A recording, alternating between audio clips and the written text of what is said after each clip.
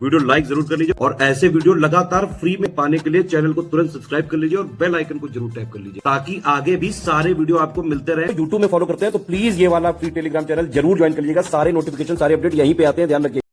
Study for civil services का UPPSC prelims 2026 के लिए लेटेस्ट पेड बैच शुरू हुआ है 12 जनवरी 2026 से। आप इसको ज्वाइन करके 2026 प्रीलिम्स की पूरी तैयारी कर सकते हैं। 2026 प्रीलिम्स इस साल काफी जल्दी कराया जा सकता है। कैलेंडर वगैरह जल्द ही एक्सपेक्टेड है। हो सकता है जब तक कि वीडियो आपके पास पहुंच रहा है कैलेंडर आ चुका होगा। तो 2026 वर्ष के लिए 2026 में सभी प्रक्रियाएं एकदम टाइमली फॉलो करके एक वर्ष के भीतर ही सारी रिक्रूटमेंट कंप्लीट करने का प्लान है। तो आपको एक लयबद्ध तरीके से तैयारी करने का मौका मिलेगा। अगर आयोग अपना कैलेंडर स्ट्रिक्टली फॉलो करता है तो आपको भी अपनी पढ़ाई स्ट्रिक्टली फॉलो करनी चाहिए। काफी सारे हमारे स्टूडेंट्स आ भी चुके हैं 2026 के पेड बैच में। अगर अभी भी आपने ज्वाइन नहीं किया था तो आप ज्वाइन कर सकते हैं स्टडी फॉर सिविल सर्विस के लेटेस्ट पेड बैच को। सभी तरीके से तैयारी करने वालों के लिए वन स्टॉप डेस्टिनेशन के फॉर्म में हमारे ग्रुप जो है यूपीपीएससी अपर प्रीलिम्स के लिए चल रहे हैं पिछले 8-9 वर्षों से, और हजारों स्टूडेंट्स जो है सिलेक्ट हो चुके हैं। ये संख्या लाख के ऊपर भी हो सकती है अगर हम प्रीलिम्स सिलेक्टेड लोगों की बात करें। तो स्टडी फॉर सिविल सर्विस से तमाम सारे स्टूडेंट्स हर साल जुड़ते हैं और अपना प्रीलिम्स जो है इजीली क्वालिफाई कर जाते हैं। आपको लयबद्ध तरीके से तैयारी करने के लिए वन स्टॉप डेस्टिनेशन के फॉर्म में हमारे टेलीग्राम पेड ग्रुप में जोड़ दिया जाता है, जहां पर आपको एक जो है टाइमली मैनर में जो है शेड्यूल वाइज सब कुछ मिलता रहता है। 3 स्टेज की स्ट्रैटेजी हम लोग फॉलो करवाते हैं जब एग्जाम के 4 से 5 महीने बच रहे होते हैं। तो 3 स्टेज की स्ट्रैटेजी अभी फॉलो की जा सकती है। अगर आपने शुरू से कोई भी प्रिपरेशन अभी तक नहीं की है, अगर आप अभी भी कंफ्यूज हैं, इधर उधर भटक चुके हैं, 2026 के लिए लयबद्ध क्रमबद्ध तैयारी करना है और सिलेक्शन वाली अगर आपको तैयारी करना है तो स्टडी फॉर सिविल सर्विस का लेटेस्ट पेड बैच आप ज्वाइन करके तैयारी शुरू कर सकते हैं। एकदम शुरुआत से यहाँ पर आप तैयारी कर सकते हैं। अगर आपको कुछ भी नहीं पता था पीसीएस के बारे में, यूपीपीएससी का आप पहला फॉर्म डालें, ओटीआर किया है, तो आप जो है इस वर्ष सिलेक्शन वाली तैयारी के लिए शुरुआत से हमारे पेड बैच में जोड़ करके प्रिपरेशन कर सकते हैं। सबसे पहला जो सोपान है वो स्ट्रैटेजी वीडियो का ही होता है। स्ट्रैटेजी वीडियो शुरू से लेकर आखिर तक आप सभी लोगों को देखना है, तभी आपको सब कुछ समझ में आएगा। इस तरीके से बेसिक बुक से शुरुआत करके सेकंड स्टेज ऑफ प्रिपरेशन में, थर्ड स्टेज ऑफ प्रिपरेशन में हम लोग आगे बढ़ेंगे। पहले के बैचेस में हमने बेसिक बुक के वीडियो लेक्चर्स नहीं प्रोवाइड किए थे, लेकिन स्टूडेंट की मांग पर हमने बाकायदा बेसिक बुक के वीडियो लेक्चर अब आपको देना शुरू कर दिया है लेटेस्ट पेड बैच में। पुराने पेड बैचेस में भी तो आपको बेसिक बुक खुद से नहीं पढ़ना पड़ेगा, आपको इसके साथ वीडियो लेक्चर भी मिलेंगे, जिससे आप एकदम डेप्थ तक अंडरस्टैंडिंग बनाते हुए आगे जा सकते हैं इसमें। तो एकदम बेसिक बुक से आगे बढ़ते हुए यहाँ पर आपको पूरी स्ट्रैटेजी बताएंगे। सबसे पहले स्टडी फॉर सिविल सर्विसेज के 2026 पेड ग्रुप के फीचर्स डिस्कस कर लेते हैं, फिर आगे हम लोग मूव करेंगे मेन स्ट्रैटेजी पर। स्टडी फॉर सिविल सर्विसेज के बारे में आप लोग जानते हैं, हमारा इंस्टीट्यूट 2016 से चल रहा है। जब डिजिटल रिवॉल्यूशन शुरू हुआ था इंडिया में, उत्तर प्रदेश में, तब से ही हमारा ये प्लेटफॉर्म खड़ा हो गया था। पहले रूडिमेंट्री स्टेज में, अब एकदम फुल फ्लेज्ड कह सकते हैं ऑर्गेनाइज्ड तरीके से चल रहा है। कोविड में इतने सारे इंस्टीट्यूट्स बंद हो गए, कई सारे लोगों ने अपना दूसरा काम करना शुरू कर दिया है। स्टडी फॉर सिविल सर्विस वहीं पर खड़ा है और अपने लक्ष्य के साथ कि ज़्यादा से ज़्यादा लोगों का सिलेक्शन हो। जो लक्ष्य 2016 में हमने शुरू किया था डिसाइड करके कि इस लक्ष्य के साथ आगे बढ़ना है इंस्टीट्यूट को, वही लक्ष्य अब भी है। हमने अपने तरीकों में परिवर्तन किया है, अपने आप को अपग्रेड किया, अपने इक्विपमेंट्स को अपग्रेड किया, अपने साथियों को नई स्किल सिखाई है, और नए नए जो चैलेंजेस जो हमको फेस कर रहे हैं यूपीपीएससी के द्वारा जो पेपर बनाए जाएंगे वो हमारे लिए एक तरीके से चैलेंज होता है। हर साल जो यूपीपीएससी पेपर प्री और मेंस का बनाता है, कोई भी पेपर जिसके लिए हम तैयारी कराते हैं, वो हमारी टीम एज अ चैलेंज लेती है कि किस तरीके से हम अपने मैक्सिमम स्टूडेंट्स को उसमें सिलेक्ट करा पाएँ, उसका कट ऑफ निकलवा पाएँ। ठीक है, तो यही हमारा उद्देश्य रहा है शुरू से कि किस तरीके से जो गिवन सिलेबस है उसकी तैयारी अपने स्टूडेंट्स को कराई जाए, जिससे मैक्सिमम लोग हमारे इंस्टीट्यूट से सिलेक्ट हों। उसके लिए हमने तमाम प्रयास किए हैं। शुरुआत में छोटे स्तर पे होता था, लेकिन अब लगातार इतने सारे स्टूडेंट्स जुड़ते गए, आप लोगों ने विश्वास दिखाया, हमने लगातार मेहनत की, जिससे आपके विश्वास पर हम खरे भी उतर सकें। तमाम लोग सिलेक्ट हो चुके हैं। सिलेक्शन लेने वाले जो प्रीलिम्स के छात्र हैं उनकी संख्या अब लाखों में पहुंच चुकी है। मेंस वाले हज़ारों लोग सिलेक्ट हो चुके हैं। कई सारे लोगों के तो आपने वीडियोस और उनका अनुभव भी सुना होगा हमारे अन्य चैनल्स पर। ठीक है, ये ऐसा ही संभव नहीं हुआ। हमने साल दर साल अपने तरीकों में परिवर्तन किया। इस साल भी अमूलचूल परिवर्तन किया गया है, वो अभी आगे आपको बताएंगे। लेकिन स्टडी फॉर सिविल सर्विसेज जिस भी कोर्स के लिए एडमिशन लेता है, जिस भी कोर्स के लिए कुल मिलाकर हम ओपनिंग मतलब करते हैं, जिस भी कोर्स के लिए एडमिशन लेकर के छात्रों को इनरोल करते हैं, हमारा उद्देश्य रहता है कि मैक्सिमम छात्र सिलेक्ट हों। सभी नहीं हो सकते हैं क्योंकि इतनी तो सीटें भी नहीं कभी होती हैं, लेकिन मैक्सिमम लोग हमारे इंस्टीट्यूट से सिलेक्ट हों, और ऐसा होता रहा है। लगातार सिलेक्शन रेशियो हमारा अपग्रेड हुआ है, जबकि नंबर ऑफ वैकेंसी आप देख रहे होंगे कम होती जा रही हैं। स्टडी फॉर सिविल सर्विस क्यों वर्क करता है, मतलब क्यों जो है दूसरों से आगे है, और क्यों स्टडी फॉर सिविल सर्विस को आपको ज्वाइन करना चाहिए, इसका कारण मैंने लिखा है ये डायग्राम बना करके। सारी चीज़ें सबसे पहली बात एक जगह पर मिल जाती है। एक जगह पर का मतलब है कि आपने टेलीग्राम ग्रुप हमारा ज्वाइन किया, बस आपको ये करना है कि जो भी यहाँ पे दिया जाएगा, जैसे अभी हम बेसिक स्ट्रैटेजी बताएंगे, कुछ दिनों बाद इसी ग्रुप में आगे की स्ट्रैटेजी बताएंगे, किस तरीके से प्रीलिम्स के लिए मूव करना है, कैसे कैसे बेसिक बुक खत्म करने के बाद आपके टेस्ट वगैरह होंगे, बेसिक बुक्स के बाद आपके बेसिक टेस्ट होंगे, उसके बाद एडवांस लेवल की जो सामग्री दी जाएगी आगे उसके टेस्ट होंगे, पेड क्विज कैसे होगी, लगातार करंट अफेयर मिलता जाता है, आपको किसी चीज़ के लिए बाहर वेट करने की ज़रूरत नहीं पड़ती है कि फ़लाँ मैगज़ीन छपेगी तो हम पढ़ेंगे। जैसे कई सारे लोग जो गाइड हैं वो क्या करते हैं कि दूसरे मटेरियल को बता देते हैं कि जब ये मैगज़ीन छपे तो आप ये पढ़ लेना, जब ये वाली बुक आए तो ये पढ़ लेना। इस तरीके से आपकी स्ट्रैटेजीज़ को प्लान कराते हैं। हमारे यहाँ पर ऐसा नहीं है। अगर आप हमारे यहाँ पर इनरोल्ड हुए हैं तो सब कुछ यहीं से मिलता है। यहीं से मतलब स्टडी फॉर सिविल सर्विसेज के पेड टेलीग्राम ग्रुप से आपको सब कुछ मिलता है, यानी कि प्रीलिम्स का करंट अफेयर मिलता है जो मंथ वाइज आता है, नेशनल इंटरनेशनल करंट अफेयर पूरा उसमें कवर होता है, Uttar Pradesh specific current affair अब मंथ वाइज मिलता है आपको। पिछले एक दो वर्षों से मंथ वाइज अपने उत्तर प्रदेश करंट अफेयर भी देना शुरू किया है, एक मंथ में निश्चित तारीख पर 12 तारीख के करीब आपको मिल जाता है ग्रुप में। करंट अफेयर के अलावा जीएस की पूरी प्रिपरेशन यहाँ पर होगी, शुरुआत बेसिक लेवल पर, फिर प्रीलिम्स ओरिएंटेड लेवल पर, फिर एडवांस लेवल पर टफ क्वेश्चंस के लिए आपको तैयार कराया जाएगा। सारा डेटा सेट जो भी होता है, कई सारे डेटाज आपको तैयार करने पड़ते हैं। आज जैसे जनगणना भी शुरू हो चुकी है अगली वाली, खैर उसके फैक्ट तो बहुत दिन बाद आने की संभावना है, लेकिन जितना भी डेटा वगैरह होता है, नई रिपोर्ट्स जो आती हैं उसके एसोसिएटेड फैक्ट्स, टाइमली अपडेट्स, सारे जो जरूरी होते हैं यहाँ पर मिल जाते हैं आपको। हमारे प्रैक्टिस रिसोर्सेज सबसे इनरिच्ड है। हमने देखा है कि कई सारे लोग भले ही हमारा पेड ग्रुप ना ज्वाइन करें, एकदम लास्ट में एग्जाम आने पर स्टडी फॉर सिविल सर्विसेज की प्रैक्टिस रिसोर्सेज पर मैक्सिमम ट्रस्ट करते हैं। जैसे इस समय आरओ का एग्जाम ही ले लें आप, जो अभी हाल में हुआ था, उसमें सभी ने स्टडी फॉर सिविल सर्विसेज की टेस्ट सीरीज परचेज की थी, चाहे लीगल माध्यम से चाहे लीगल माध्यम से। और इसका कारण भी है, स्टडी फॉर सिविल सर्विसेज की टेस्ट सीरीज सबसे ज़्यादा एग्जाम ओरिएंटेड होती है। हमारा टेस्ट सीरीज का डिपार्टमेंट है, पूरा नई टेस्ट सीरीज बनाई जाती है, जबकि दूसरों के यहाँ क्या है, टाइपिस्टों की टीम होती है, वो पुराने सवालों को लेकर के तोड़ मरोड़ करके ऑप्शन ऊपर नीचे दाएं बाएं करके देते हैं, जिससे खास लाभ नहीं मिल पाता है आपको। हमारी टेस्ट सीरीज टीम इस तरीके से टेस्ट ड्राफ्ट करती है, जैसे आयोग में आयोग का जो पैनल होता होगा, अब ये प्रक्रिया तो ट्रांसपेरेंट है नहीं जो हम बता पाएँ, लेकिन आयोग जिस तरीके से अपना काम करता होगा हमारे हिसाब से, जो एग्जामिनर्स का पैनल होगा वो अपने अपने क्वेश्चन ड्राफ्ट करते होंगे, वैसे ही हमारा टेस्ट सीरीज डिपार्टमेंट नए क्वेश्चन ड्राफ्ट करता है हमेशा ही, ठीक है, जिससे मैक्सिमम बेनिफिट आपको मिलता है। सबसे जो ज़रूरी टॉपिक्स होते हैं उसकी प्रैक्टिस हम इतनी बार करा देते हैं कि उससे जो क्वेश्चन पूछे जाते हैं प्रीलिम्स में आप कर ले जाते हैं और आपका कट ऑफ निकल जाता है। तो सबसे ज़रूरी चीज़ है कमिटमेंट। हमारा सपोर्ट लॉन्ग टर्म के लिए होता है। जैसे ये ग्रुप अभी हम शुरू कर रहे हैं, पहला ग्रुप 2026 का, आप देखेंगे कि 12 महीने, 16 महीने, 17 महीने बाद भी हमारी वही एनर्जी रहेगी, वही हमारा कमिटमेंट रहता है। बार बार आपसे फ़ी चार्ज नहीं की जाती है। अगर एग्ज़ाम 1-2 महीने टल भी जाता है, जैसे एग्ज़ाम ये टला है 2025 वाला, पहले जल्दी होना था लेकिन अब ये टल गया है, ऐसे ही कई बार एग्ज़ाम टल जाते हैं 2-3 मंथ के लिए, तो हम अपना सपोर्ट जारी रखते हैं हमेशा ही। जहाँ तक फिजिबल होता है study for civil services team अपना सपोर्ट मेंटेन करती है, ठीक है। अब आरओ का एग्ज़ाम जैसे कैंसिल हुआ था तो बहुत लॉन्ग टर्म के लिए टल गया था, तो उसमें हमने जो है कुछ नए चेंजेस किए थे, मतलब डिस्काउंट पर लोगों को एनरोल किया था। लेकिन यूपीपीएससी में आज तक भी ऐसा नहीं हुआ है कि एग्ज़ाम टला हो। इवन कोविड में आप देखेंगे एग्ज़ाम 5-6 महीने के लिए आगे बढ़ गया था, लेकिन हमारा सपोर्ट बिना किसी फीस के जारी रहा था और हमने कोविड वाले के बाद के एग्ज़ाम की पूरी तैयारी कराई थी, प्रीलिम्स में और मेंस में भी। तो हमारा सपोर्ट लॉन्ग टर्म तक रहता है। जो हमारा कमिटमेंट फीस लेने के दिन है वही हमारा 16 महीने बाद, 17 महीने बाद भी रहता है। हमारे टीचर्स आपको डाउट क्लियरेंस ग्रुप में उसी तरीके से एंटरटेन करते हैं जैसे डे 1 में, वैसे डे नंबर 1000, मतलब डे नंबर कह सकते हैं 180वें में, या फिर डे नंबर जो है कह सकते हैं 400वें में। जब 12-14 महीने बीत जाएंगे तब भी हमारा वैसा ही सपोर्ट और वैसे एनर्जी बनी रहती है।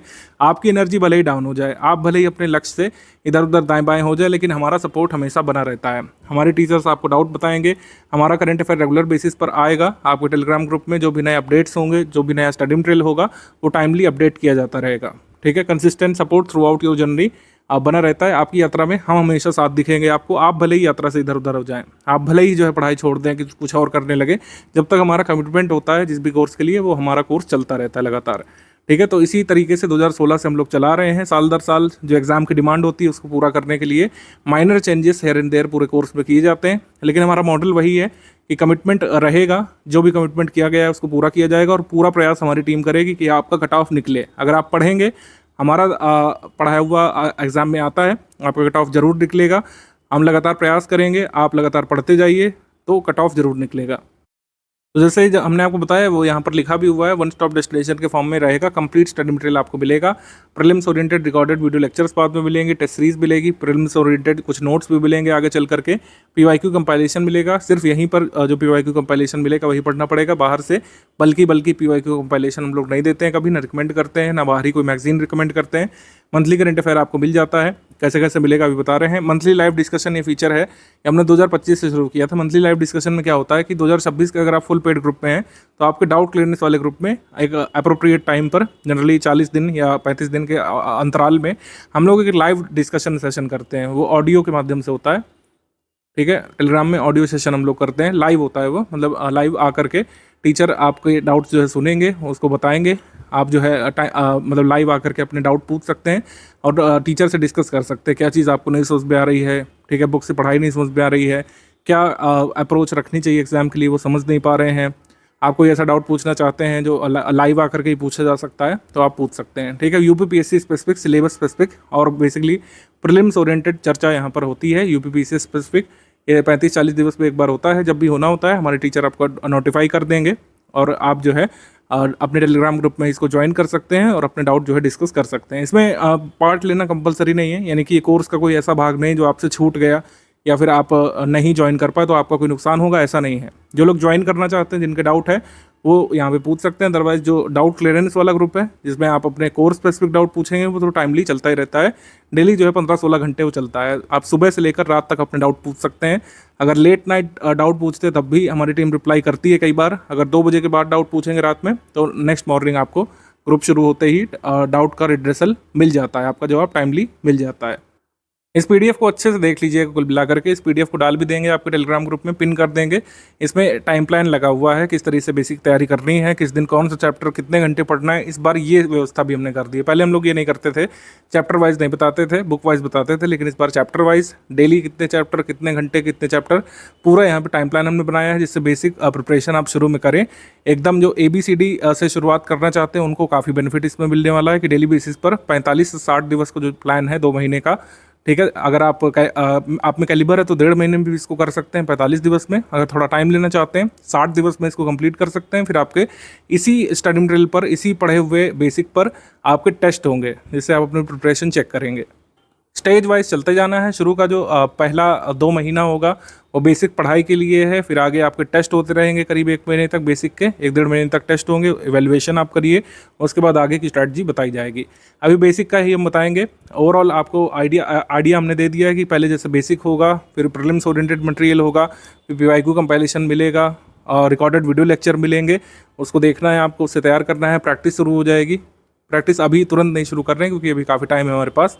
प्रैक्टिस जो है पेड क्विज के माध्यम से शुरू होगी, पेड क्विज से, और टेस्ट सीरीज़ वगैरह भी मिलेगी। ये बेसिक टेस्ट सीरीज़ के अलावा बेसिक टेस्ट सीरीज़ अलग है, और जो advance prelims oriented test series है जिससे कई बार क्वेश्चन आ जाते हैं डायरेक्टली एग्जाम में, वो टेस्ट सीरीज़ अलग है। तो काफ़ी सारे टेस्ट यहाँ पर करवाएंगे आपको, आप अपनी प्रिपरेशन जो है अच्छे से एवेलुएट कर सकेंगे टेस्ट सीरीज़ लगाने के बाद। टेस्ट सीरीज़ 2 चरण में होगी। पहला बेसिक जो फेज़ है, बेसिक पढ़ने के बाद जो आपको टेस्ट देना है वो अलग है, बेसिक टेस्ट है, और फिर जो है एडवांस लेवल के प्रीलिम्स ओरिएंटेड टेस्ट हैं, प्रीलिम्स वाले।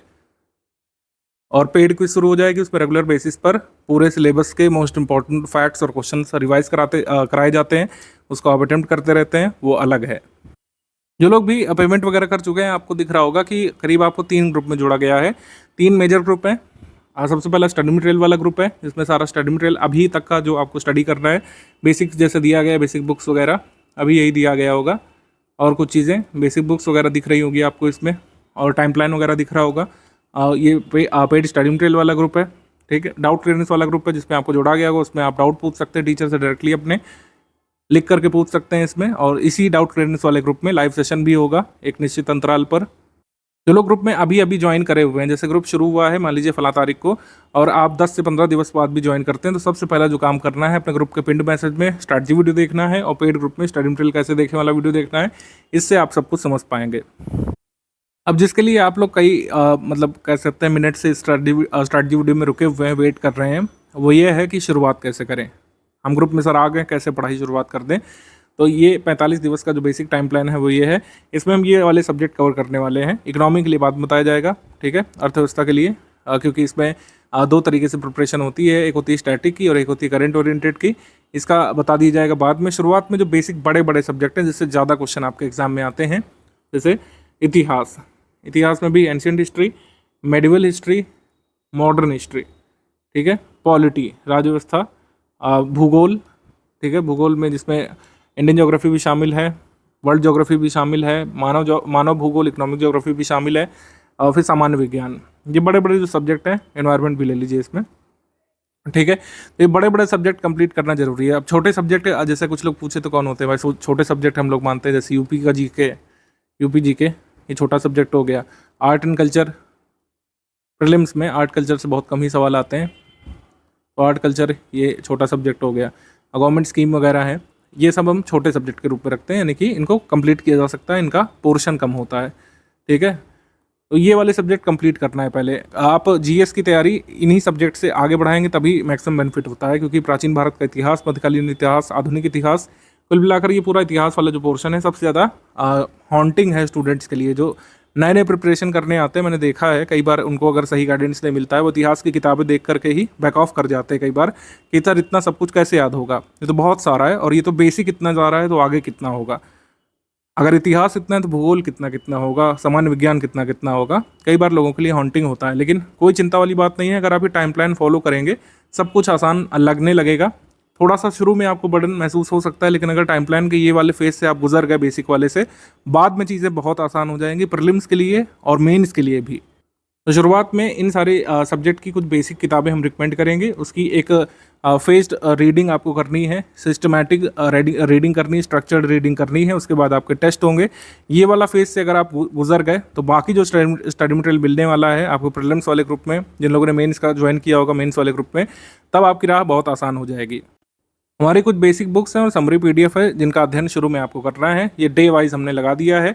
इसमें देखिए हमने तारीख नहीं डाली है, तारीख हमेशा ही आपका कह सकते हैं और डामाडोल कर देती कॉन्फिडेंस, क्योंकि तारीख में फिर टाइम बाउंड हो जाता है। इसमें हमने तारीख नहीं डाली, इसमें डे डाला है। किसी भी दिन से आप शुरू कर सकते हैं। हमारा ग्रुप शुरू हुआ है आज, और हो सकता है आप 10-15 दिवस बाद ज्वाइन करें, तब आपके लिए डे 1 उस तारीख से शुरू होगा जिस तारीख से आप टाइम प्लान फॉलो करना शुरू करेंगे। तो डे 1 में क्या क्या पढ़ना है भाई, जैसे डे 1 में हमने आपको दे दिया है चैप्टर 1 ऐतिहासिक पृष्ठभूमि, ये एम लक्ष्मीकांत से स्टडी करना है। फिर types of sources and historical construction, ancient history R S Sharma वाली बुक से, एंशिएंट हिस्ट्री की समरी के 5 पेजेस से पढ़ने हैं। अभी पहला काम करना है डे 1 में। फिर डे 2 में क्या है भाई, ऐसे डे 3 में, डे 5 में सब कुछ दिया हुआ है क्या क्या पढ़ना है। मतलब ये इस तरीके से अरेंज किया गया है कि आपके ये 45वें दिवस तक ये बुक्स कंप्लीट हो जाएंगी। हमारी समरी और हमारी जो बेसिक बुक्स हैं हिस्ट्री वाली वो कंप्लीट हो जाएगी। लक्ष्मीकांत थोड़ा सा बच जाएगा, उसको आप बाद में कवर कर सकते हैं 15 दिन एक्स्ट्रा ले करके। लक्ष्मीकांत के मोस्ट इंपॉर्टेंट जो चैप्टर हैं जो आपको पढ़ने ही चाहिए यूपीएससी के लिए, वो इसमें कवर हो जाएंगे। मॉडर्न हिस्ट्री की, मेडिवल हिस्ट्री की और एंशिएंट हिस्ट्री की बुक खत्म हो चुकेगी। हमारी सारी समरी फिनिश हो चुकी होंगी, और एनसीईआरटी की जितनी भी ज्योग्राफी है वो फिनिश हो चुकी होगी, ठीक है। तो एनसीईआरटी की ज्योग्राफी साइंस का जो मटेरियल है, साइंस की हमारी समरी वो इसमें फिनिश हो चुकी होगी। जितनी भी बेसिक बुक है 45 दिवस तक फिनिश हो चुकी होंगी, अगर आप इस तरीके से फेज्ड वाइज रीडिंग करेंगे तो। अब आपको लग रहा होगा कि सर ये तो कोई भी कर सकता था, कोई भी बंदा टाइम प्लान बना सकता था, चैट जीपीटी से हम कह देते थे, प्रॉम्प्ट दे देते तब भी बन जाता है। इसका महत्व क्या है? इसका महत्व ये है कि अगर आप हमारे ग्रुप में आकर के ये 45 दिवस फेज वाइज स्टडी करेंगे बेसिक बुक्स की, आगे की राह बहुत आसान हो जाने वाली है। आगे फिर ये नहीं लगेगा कि सर ये मेन इसका सिलेबस नहीं समझ में आ रहा है, सर ये आंसर राइटिंग नहीं समझ में आ रही है, इसमें क्या चीज़ है, आर्ट कल्चर में क्या क्या आता है, जो कह सकते हैं मॉडर्न इंडिया वाला टॉपिक है, कहाँ से शुरू होता है, कहाँ खत्म होता है। ये जो छोटे छोटे डाउट्स रह जाते हैं लोगों के, इतना सब कुछ पढ़ने के बाद भी वो नहीं रहेंगे। प्रीलिम्स के बाद आप मेंस का जब स्टडी मटेरियल उठाएंगे, स्टडी फॉर रिजल्ट्स का फैमिलियर लगेगा, स्मरण करना आसान रहेगा, आत्मसात करना आसान रहेगा, आंसर राइटिंग की शुरुआत करना आसान रहेगा। और सिर्फ इतना ही नहीं है कि टाइम प्लान बन गया है, 45 से 60 दिवस तक ये फॉलो करने के बाद आपके बेसिक टेस्ट भी होंगे, बेसिक टेस्ट होंगे, जिससे आप ये कंफर्म कर पाएंगे कि जो आपने 45 दिवस दिए वो कितने फ्रूटफुल रहे, आप क्वेश्चन कर पा रहे हैं कि नहीं। क्योंकि जो टेस्ट होंगे बेसिक वाले इसी स्टडी मटेरियल पर आधारित रहेंगे। जो आपने 45 दिवस तक कंप्लीट किया इसी स्टडी मटेरियल पर आधारित रहेंगे ये अगले बेसिक टेस्ट, ठीक है। हर 5 दिवस में, 7 दिवस में एक मतलब हम लोग इस तरीके से प्लान आगे साझा कर देंगे आपको 45 दिवस खत्म होने के बाद, कि हर 5वें दिवस, 5 से 6 दिवस, एवरी 5th और 6th डे आपका टेस्ट होगा एक फेज्ड मैनर में, ठीक है। टेस्ट होगा, आप उसका एवेल्यूएशन करेंगे और पता लगाएंगे कि आपने जो भी पढ़ा बेसिक बुक उससे आप कितने क्वेश्चन अटेम्प्ट कर पा रहे हैं। उसको ग्रुप में डिस्कस कर सकते हैं। इसके लिए लाइव सेशन भी हम लोग करेंगे जिसमें आप अपना स्कोर डिस्कस कर सकते हैं और आगे की राह हम लोग बताएंगे आपको। अच्छा, एक चीज़ और है कि 45 दिवस का हमने बनाया है, एक एवरेज स्टूडेंट के हिसाब से मैंने बनाया है इसको। लेकिन अगर किसी को लगता है कि वो स्लो रीडर है, उसको थोड़ा और समय लगता है, तो आप इसको 60 या 65 दिवस तक भी ले जा सकते हैं। कोशिश करिए कि इससे आगे नहीं बढ़ाइएगा। मेरे हिसाब से डेली अगर 3 घंटे भी देंगे मुश्किल से, तब भी 60 दिवस में 62 दिवस में कंप्लीट किया जा सकता है। अगर 4.5 घंटे तक देंगे तो 45 दिवस में ये पूरा कंप्लीट किया जा सकता है। अब ये रीडिंग करना बहुत ज़रूरी है। जैसे आजकल ये रील वाली दुनिया है, लोग बुक्स से हटते जा रहे हैं, लेकिन जो सिविल सर्विसेज के स्टूडेंट्स हैं उन्हें बुक्स का महत्व समझना पड़ेगा। बिना बुक्स के देखिए हो नहीं पाएगा। अब जैसे कुछ लोग पूछेंगे कि सर बुक्स से नहीं आ रहा है, कि बात सच है। एनसीईआरटी की सारी बुक आप पढ़ डालिए तब भी यूपीएससी के 10-15 से ज़्यादा क्वेश्चन नहीं कर पाएंगे, और 10-15 क्वेश्चन से कट ऑफ निकलता नहीं है। लेकिन इसका महत्व हमेशा ही रहता है।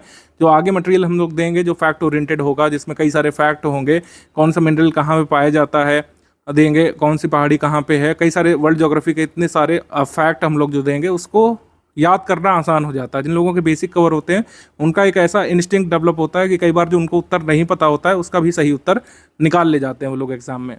वो इंस्टिंक्ट आपका तभी डेवलप होगा जब ये आप सबसे कठिन वाले फेज से गुजरेंगे। फ़ोन रख करके, रीलों से ध्यान हटा करके अगर ये बेसिक वाला आपने कवर कर लिया, जो लोग सीरियस स्टूडेंट है वो मेरी बात समझ रहे होंगे, अगर ये बेसिक वाला फेज़ आपने कवर कर लिया तो आगे के सारे फेज़ बहुत आसान हो जाने वाले हैं। स्टडी शेड्यूल के बाद आपके वीकली टेस्ट शुरू हो जाएंगे, उस पर ध्यान केंद्रित आपको करना पड़ेगा। स्टडी शेड्यूल खत्म होने के तुरंत बाद आप टेस्ट देंगे तो फिर से मतलब रिवीजन करने की ज़रूरत नहीं पड़ेगी। टेस्ट देते देते आपको समझ में आ जाएगा कि कितना आप लोग पढ़ पाएँ और कितना यहाँ पे दोबारा रिवाइज करने की ज़रूरत होगी। लक्ष्मीकांत की पूरी बुक में से क्वेश्चंस रहेंगे, मोस्ट इंपॉर्टेंट टॉपिक शेड्यूल में शामिल कर दिए हैं। धीरे धीरे लक्ष्मीकांत को पूरा खत्म करने की कोशिश कर रहे हैं आपको 45 दिवस के बाद तक। कई सारे लोगों के मन में अभी भी डाउट रह रहा होगा कि क्यों बेसिक बुक पढ़ें जब इससे पूरा सिलेबस कवर नहीं होता है और एग्जाम में सारा कुछ नहीं आ सकता है। लेकिन बेसिक बुक ज़रूरी है, क्योंकि जो स्टाइल है बेसिक बुक का, जो पुरानी एनसीईआरटी है उसमें समझाते हुए चीज़ें दी हुई हैं।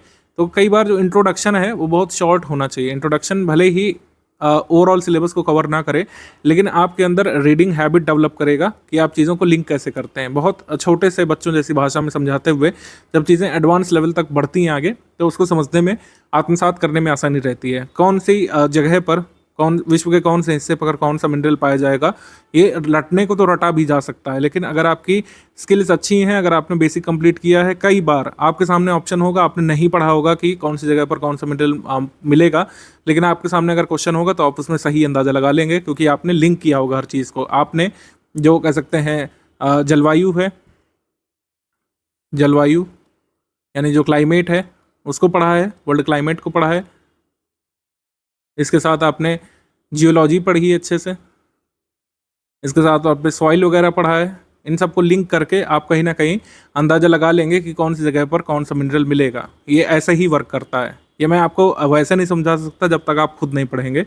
अगर आपने पढ़ी हैं हिस्ट्री की सारी बुक्स, कई बार आप कठिन से कठिन क्वेश्चन भी सही कर ले जाएंगे बिना पूरा फैक्ट पता हुए। अब जैसे पूछेंगे कि किस राजा का कौन सा पुत्र था, वो तो नहीं कर पाएंगे, लेकिन कई बार कठिन वाला सवाल जैसे प्रशासनिक व्यवस्था के बारे में पूछा जाता है, या फिर चीज़ों को लिंक करके पूछा जाता है हिस्ट्री में, प्रथाओं के बारे में, सामाजिक प्रथाओं के बारे में, आप उसको आंसर कर ले जाएंगे। अभी भी कुछ क्वेश्चन हैं जो एनसीईआरटी से डायरेक्टली हो सकते हैं, सरप्राइजिंगली आपको शायद ना पता हो। मैंने पूरी एक लिस्ट बनाई थी इस वीडियो को बनाने से पहले, पिछले 4-5 वर्षों के पेपर को देखते हुए, कि कौन कौन से क्वेश्चन डायरेक्टली अभी भी एनसीईआरटी से किए जा सकते हैं। पिछले करीब 4 साल के पेपर को एनालाइज मैंने किया था और इन क्वेश्चंस की लिस्ट बनाई थी जो डायरेक्टली अभी भी एनसीईआरटी बुक्स पढ़ करके किए जा सकते हैं। ठीक है, जैसे ये वाला आप सवाल ले लीजिए, कौन सी हिमालयन पर्वत श्रेणी में स्थित नहीं है।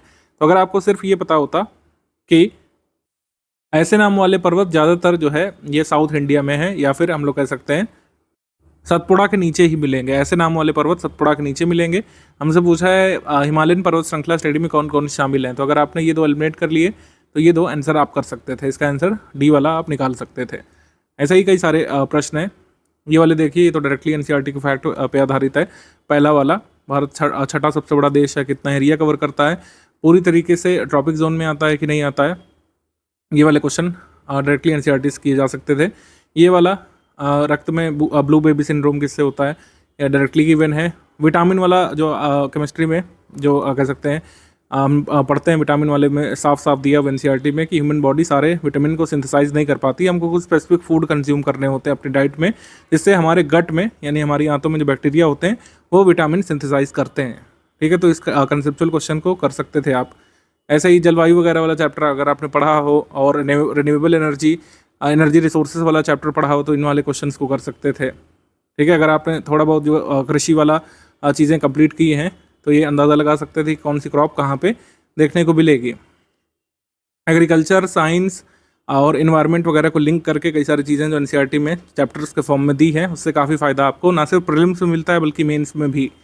ये क्वेश्चन आप कर सकते थे। ये मुगल साम्राज्य मूल रूप से सैनिक राज्य था, ये अवधारणा दी है एनसीईआरटी में। ठीक है, क्योंकि मुगल जो है थियोक्रेसी पर आधारित राज्य नहीं था। मुगल कह सकते हैं administration what not based on theocracy. ठीक है, राज धर्म पर आधारित नहीं था, सैनिक राज्य था और मनसबदारी सिस्टम के हिसाब से यहाँ पे सैनिकों को नियुक्त किया जाता था। Asiatic Society of Bengal directly दिया है। आज भी कई सारी चीज़ें डायरेक्टली दी हैं एनसीईआरटी में जो पूछी जाती हैं। Various components of ecosystem are independent, यहाँ पे नॉट दिया हुआ है तो ये असर्शन रॉन्ग हो जा रहा है हमारा। ये पिछले 4-5 वर्षों के पेपर से मैंने निकाला। यूट्रोफिकेशन दिया है और बायोजियोकेमिकल साइकिल भी दी है। मानव मस्तिष्क के बारे में जो क्वेश्चन पूछे जाते हैं, हमारा हार्ट कितने चैम्बर का है, और ये तो डायरेक्टली दिया है कि तमिलनाडु कोस्ट को जो है साउथ वेस्ट मानसून के से वर्षा क्यों नहीं मिलती है। ठीक है, इसका कारण भी डायरेक्टली मेंशन्ड है। इसके बाद जो है ये वाला है आइलेट्स ऑफ बीटा सेल्स से, मतलब beta cells of islets of Langerhans से पैंक्रियास में कौन सा हार्मोन सेक्रेट होता है, इंसुलिन। इसकी कमी से क्या हो जाता है वो भी मुझको पता है। ग्रोथ, पॉपुलेशन और डेवलपमेंट कैसे आपस में लिंक्ड है, ये उदाहरण एनसीईआरटी से आप बना सकते हैं। प्राकृतिक रेशम में कौन सा कंपोनेंट आपको देखने को मिलेगा। कोरिलेस फोर्स की अवधारणा दी है एनसीईआरटी ज्योग्राफी में। ये 2024 वाले कुछ क्वेश्चन है जिसमें इस तरीके से आंसर किया जारी करता था निशान लगा करके। तो हिमालय अभी भी ऊंचा क्यों हो रहा है, ये 9th क्लास की ज्योग्राफी के चैप्टर में गिवन है। टेक्टोनिक प्लेट्स अभी भी टकरा रही हैं। ठीक है, इंडियन टेक्टोनिक प्लेट अभी भी कोलाइड कर रही है यूरेशियन से, तभी हिमालय अभी भी ऊंचा हो रहा है। 2019 में हिमालय की नपाई हुई थी, थोड़ा सा सेंटीमीटर बढ़ा है हिमालय का। टर्किश इन्वेजन सक्सेसफुल क्यों हुआ था, इसकी अवधारणा गिवन है। ठीक है, मेडिवल हिस्ट्री में RS सतीश चंद्रावाली में। और किस तरीके से आपके कह सकते हैं 12th की ह्यूमन ज्योग्राफी वाली एनसीईआरटी में ये अवधारणा समझाई गई है। सस्टेनेबल डेवलपमेंट की, ब्रेटलैंड रिपोर्ट की। लिमिट टू ग्रोथ जो है ये क्लब ऑफ रोम का है, इसके बारे में मेंशन्ड है। तो कुछ ऐसा नहीं कि बिल्कुल भी क्वेश्चन एनसीईआरटी से नहीं आ रहे हैं, लेकिन इतने सब्सटेंशियल नहीं कि पूरा कट ऑफ निकल जाए। लेकिन बेसिक अगर आप कवर करते हैं तो इन क्वेश्चंस का लाभ तो मिलता ही है। मेंस का जब आप पढ़ने जाते हैं तो काफ़ी फायदा उससे मिलता है मेंस के मैटर को समझने के लिए, क्योंकि मेंस का मैटर किसी भी जगह से आप पढ़ें, चाहे आप हमारे यहाँ से पढ़ें चाहे कहीं से भी, मेंस के मैटर में बेसिक से नहीं पढ़ाया जाता। मेंस के मैटर में सिलेबस के हिसाब से पढ़ाया जाता है। जो सिलेबस में है उसको एक्सपैंड किया जाता है, जिससे आंसर राइटिंग में आपके लिए हेल्प मिले। आंसर राइटिंग में आप उन कह सकते हैं पॉइंट्स को यूज़ कर पाएँ। ह्यूमन डेवलपमेंट इंडेक्स में कौन कौन से पैरामीटर्स होते हैं, इंडिया की लेटेस्ट रैंक क्या है, ये करंट अफेयर में कवर होता है। अभी हमने कवर कराई है मई मंथ वाले में, मई 2025 में लेटेस्ट रैंक जो आई है इंडिया की वो पता होना चाहिए आपको। अगर पता है तो कमेंट करके बताइए इस वीडियो के नीचे आप लोग। माल्थस की थ्योरी जो है ये गिवन है एनसीईआरटी में डिटेल में। एसिड रेन का भी पूरा कंसेप्ट समझाया गया है और ये अवध का जो एनेक्सेशन किया गया था उसके बारे में भी कहानी मेंशन्ड है। तो ऐसा नहीं कि बिल्कुल भी क्वेश्चंस नहीं आ रहे, इतने तो मैंने ही गिना दिए, जबकि ओवरऑल देखा है। अभी थोड़ा डेप्थ तक देखा जाए तब और भी मिल जाएंगे, मतलब 15 क्वेश्चन तो 150 में से मिल ही जाते हैं आज भी एनसीईआरटी से। ये लाभ है। और दूसरा लाभ तो मैंने बता ही दिया, ओवरऑल अंडरस्टैंडिंग बनती है। जो कठिन वाले कई बार फैक्ट जो पूछे जाते हैं उसको तैयार करने में कहीं ना कहीं इनडायरेक्टली एनसीईआरटीज हेल्प करती हैं। यूपीपीएससी में कितने टॉपिक्स से कितने क्वेश्चन बनते हैं, कौन कौन से टॉपिक जरूरी होते हैं, उस टॉपिक से कितने क्वेश्चन आते हैं, इसका आइडिया शुरू से होना चाहिए। इसके लिए हम चार्ट देते हैं आपको स्ट्रैटेजी पीडीएफ में। ये शुरू से ही भान होना चाहिए कौन सब्जेक्ट सबसे ज़रूरी वाले हैं। जैसे हिस्ट्री ऑफ इंडिया, इसमें एंशिएंट, मेडिवल, मॉडर्न तीनों ही शामिल है। Ancient history, medieval history, modern history मैंने जानबूझ करके इसमें अलग अलग से आपको नहीं बताया, क्योंकि तीनों ही बहुत महत्वपूर्ण है। पहले 4-5 वर्ष पहले ऐसा कहा जाता था और वो सत्य भी थी ये बात कि आप मॉडर्न हिस्ट्री पर फोकस करिए, एंशिएंट मेडिवल छोड़ दीजिए या फिर बहुत मिनिमल फोकस उस पर रखिए। लेकिन ऐसा नहीं है। अब एंशिएंट से ज़्यादा क्वेश्चन हो सकते हैं पूरे पेपर में। मेडिवल से ऐसा हो सकता है ज़्यादा क्वेश्चन आ जाए, मॉडर्न से कम आ जाए। तो पूरे हिस्ट्री को कवर करना है। एटलीस्ट शुरुआत में तो पूरी हिस्ट्री पर ही फोकस करना है। जब एकदम एग्जाम नज़दीक होगा तो आगे की स्ट्रैटेजी आपको बताएंगे। 2024 वाले पेपर में जो दिसंबर में हुआ था 26 सवाल आए थे हिस्ट्री से। 2023 में भी आइडेंटिकल रहा था, 26 आए थे। 2022 में 24 आए थे। 2021 में 19 रह गए थे। 2020 में 22 आए थे, 2019 में भी 22 आए थे। तो हिस्ट्री ऑफ इंडिया से 20+ क्वेश्चन हमेशा ही एक्सपेक्टेड होते हैं, जरूरी टॉपिक है आपका। हालांकि मेंस में आर्ट कल्चर वाला पोर्शन आता है, लेकिन हिस्ट्री ऑफ इंडिया बहुत जरूरी टॉपिक है आपका, कह सकते हैं प्रीलिम्स में। हिस्ट्री ऑफ इंडिया को आप छोड़ नहीं सकते बिल्कुल भी। 1/6 हिस्सा है पूरे पेपर का अगर आप कैलकुलेट करें तो इंडियन हिस्ट्री बहुत जरूरी टॉपिक है। इकोनॉमी ऑफ इंडिया, इससे 15 सवाल आए थे, इस बार ज़्यादा आए थे, पहले कम रहते थे, ठीक है। पहले इकोनॉमी से कम सवाल आते थे, लेकिन अब स्टैटिक भी पूछा जा रहा है, करंट अफेयर भी। इकोनॉमी का हम आगे आपको बताएंगे, शुरुआत के 45-60 दिवस के बाद इकोनॉमी का अलग से प्लान आपको बताएंगे, तो देखिएगा। उसमें जनरल साइंस का क्लियर है, जो टाइम प्लान फॉलो करेंगे उसमें जनरल साइंस का आपका बेसिक बनेगा। बाद में जो बेसिक मटेरियल के बाद जो प्रीलिम्स ओरिएंटेड मिलेगा, उससे आप ये क्वेश्चन कंप्लीट कर ले जाते हैं। 24 आए थे, 19 आए थे पहले, 22, 24 इस तरीके से आते हैं। इंडियन पॉलिटी से अब 20+ क्वेश्चन आने लग रहे हैं, पहले कम आते थे। 20+ क्वेश्चन जो इंडियन पॉलिटी से रहते ही रहते हैं, तो ये बहुत इंपॉर्टेंट टॉपिक अब बन चुका है, ठीक। ज्योग्राफी बहुत इंपॉर्टेंट है, 23 सवाल इससे रहते हैं, और अब बढ़ेंगे ही सवाल। जिस हिसाब से पैटर्न चेंज हो रहा है, ज्योग्राफी पर खासा फोकस किया जा रहा है आयोग के द्वारा। पहले देखिए 16, 17, 17 रहते थे, लेकिन अब जो है 23 सवाल, 25 तक भी हो सकते हैं आपके प्रीलिम्स में। मतलब 2025 वाले में आपके प्रीलिम्स में 25 तक भी हो सकते हैं, 26 वाले में।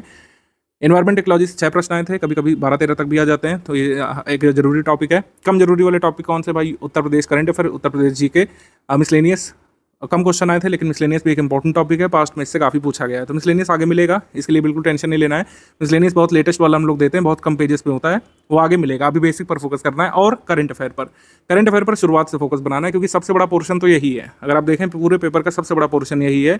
अगर इसमें आप इकोनॉमी करंट अफेयर भी शामिल कर लें, तो इकोनॉमी करंट अफेयर शामिल करके ये 35 हो जाता है पूरा।